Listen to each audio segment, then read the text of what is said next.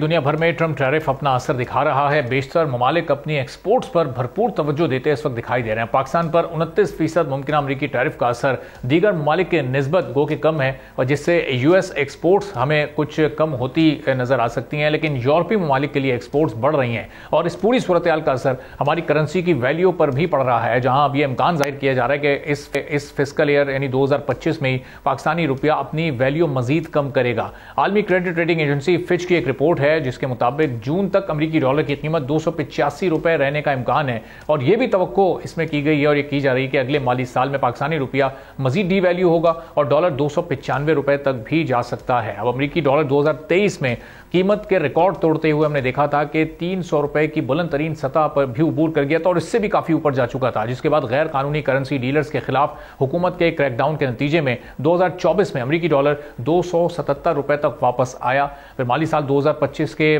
جو fiscal year کے 9 ماہ گزرے ہیں، اس میں امریکی ڈالر کی قیمت میں 0.86% یا 2 روپے 43 پیسے کی یہ کمی ہوئی ہے۔ اتنی تو چلیں ایک مینیجیبل چیز ہے، اور اس وقت پاکستان میں امریکی ڈالر 280 روپے کے آس پاس دستیاب ہے۔ اب امریکی ڈالر مزید کتنا نیچے جا سکتا ہے، اس کی ایکچوئل ویلیو کیا ہے، اور اس سے ملکی معیشت کو کیا فائدہ ہے؟ سبسکرائب کریں اور بیل دبائیں تاکہ کوئی خبر رہ نہ جائے۔